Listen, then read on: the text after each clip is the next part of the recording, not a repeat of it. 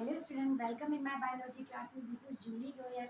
बेटा हम पढ़ रहे हैं 12th क्लास का chapter number 5, principle of inheritance and variance. Last video में हमने बात की थी ट्राई हाइब्रिड क्रॉस की। इस वीडियो में हम बात करेंगे incomplete dominance. First of all we should know what is a incomplete dominance. Incomplete dominance means जब फर्स्ट जनरेशन में हमें मेंडल के अकॉर्डिंग जो रिजल्ट नहीं मिल रहे थे, तो वो कैरेक्टर, वो जो ट्रेट था, जो लॉ था, वो इनकम्प्लीट डोमिनेंस के हिसाब से कंसिडर करते हैं। जैसे कि मेंडल ने पाइसन सटाइवम पर जो रिजल्ट निकाले थे, उसके अकॉर्डिंग लॉ ऑफ डोमिनेंस में हमने देखा था कि फर्स्ट जनरेशन में जो भी ट्रेट मिल रहे थे वो 100% डोमिनेंट थे। ओके, तो जब यही रिजल्ट जब किसी दूसरे प्लांट पर अप्लाई किए थे तो वो रिजल्ट जस्ट अपोजिट थे। तो इस पर जो अलग अलग टाइम पर अलग अलग साइंटिस्ट ने वर्क किया, तो वहाँ पर जो रिजल्ट देखे गए वो किस तरह के थे, इन पर हम बात करते हैं। तो इसके लिए मिराबिलस जलापा और एंटीराइनम प्लांट था जिनके ऊपर ये एक्सपेरिमेंट किए गए। मिराबिलस जलापा को फोडोफ्लावर प्लांट और इसको स्नैपड्रैगन या डॉग फ्लावर भी बोलते हैं। मिराबिलस जलापा कई बार नीट के क्वेश्चंस में पूछा जाता है। तो यहाँ पर क्या है कि जब इनके ऊपर रिजल्ट निकाले गए तो इसमें देखा गया कि जो इन दोनों में जो फ्लावर्स कलर थे वो रेड एंड वाइट थे।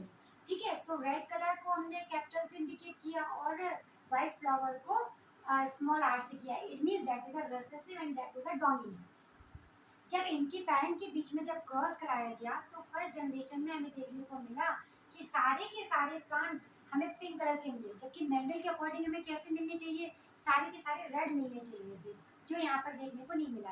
तो इसके पीछे का लॉजिक क्या था, इसको समझने के लिए जब इनके बीच में सैंपलिंग कराई गई तो इसमें हमने फीमेल और मेल लिया, तो इनके बीच में जो रिजल्ट निकाले तो एफटी जनरेशन में हमें क्या रेशियो देखने को मिला, 1:2:1।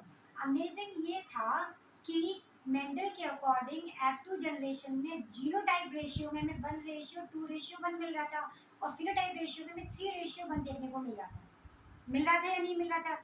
लेकिन यहाँ पर जीनोटाइप रेशियो और फिनोटाइप रेशियो दोनों की दोनों कितने थे, 1:2:1, एक जैसे रिजल्ट मिले। तो क्या देखा गया इसमें कि जो रेड कलर के फ्लावर थे वो 1 रेशियो में देखने को मिल रहे थे, जो व्हाइट कलर के फ्लावर्स थे वो हमें 1 रेशियो में देखने को मिल रहे थे, और जो पिंक कलर के फ्लावर थे वो हमें 2 रेशियो में देखने को मिल रहे थे। अब इसके पीछे का लॉजिक क्या था, ये भी समझने में समझने की बात हो गई कि ऐसा क्यों हो रहा है। या तो जो ट्रेड है वो 100% डोमिनेंट होना चाहिए मेंडल के अकॉर्डिंग, और या फिर 100% रिसेसिव होना चाहिए।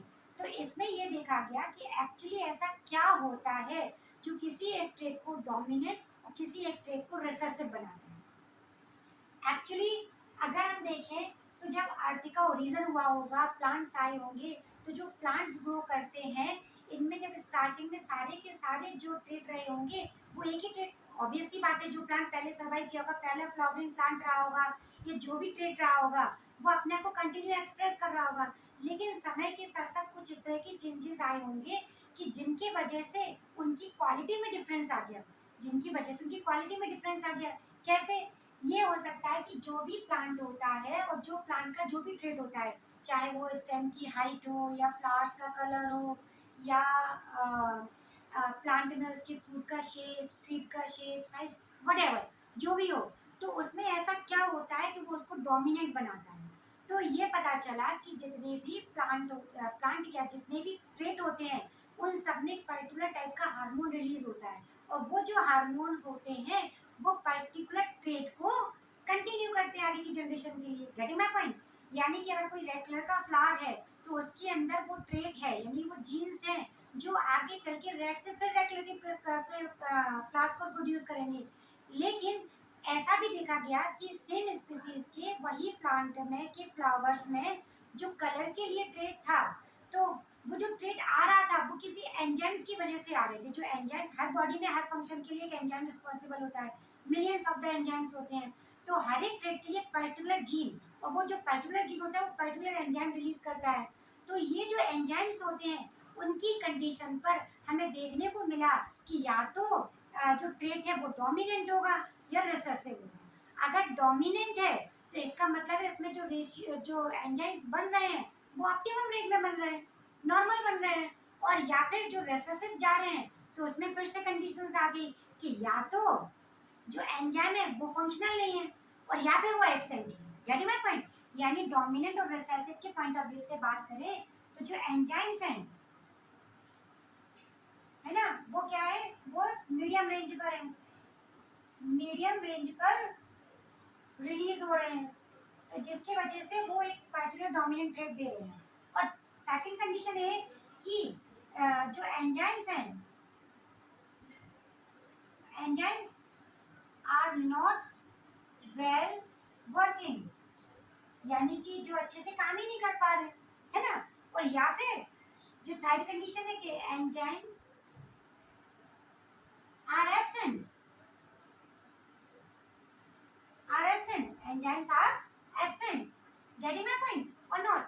यानी कि अगर एंजाइम अपना पर्टिकुलर काम कर रहा है तो वो डोमिनेंट रेट बनाएगा, और जब कभी कोई कंडीशंस ऐसी आ जाए कि या तो एंजाइम्स एब्सेंट ही है ही नहीं है, और या फिर है तो वो अच्छे से फंक्शन नहीं कर पा रहे हैं, तो वो कहीं ना कुछ चेंजेस देखने को मिलते हैं। तो यहाँ पर अगर देखा जाए तो जो रेड का जो जीन है, वो रेड का जीन में जो रेड का जो जीन है जो एंजाइम बना रहा है, वो जो एंजाइम है वो प्रॉपरली काम नहीं कर पा रहा है, वो प्रॉपरली काम नहीं कर पा रहा है। तो वो प्रॉपरली, क्योंकि अगर वो डोमिनेंट होता तो उसमें एंजाइम्स ऐसे होते जो पर्टिकुलर अमाउंट में रिलीज होते और वो अपने पेट को एक्सप्रेस करते हैं। जैसे हम यहाँ पर देखें, यहाँ पर हमें 1% मिला, यानी कि जब हमने इनके बीच में सैल्फिंग कराई तो कुछ आर ऐसे थे जिन्होंने पर्टिकुलर एंजाइम प्रोड्यूस किए, तो जिससे हमें रेड कलर के मिले, तो वो हमने उसको क्या बोला, डोमिनेंट बोला।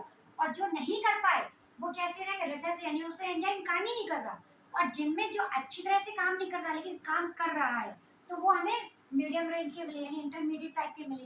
तो इस पॉइंट ऑफ व्यू से ये पता लगाया गया कि जो ट्रेट में के लिए जो ट्रेट के लिए जो एंजाइम्स रिस्पॉन्सिबल होते हैं, वो एंजाइम के ऊपर डिपेंड करता है कि जो ट्रेट है वो डोमिनेंट है या रेसेसिव है। Gate my point? I hope समझ में आया होगा बेटा। तो अगर समझ में आया तो प्लीज लाइक सब्सक्राइब करें। Thank you.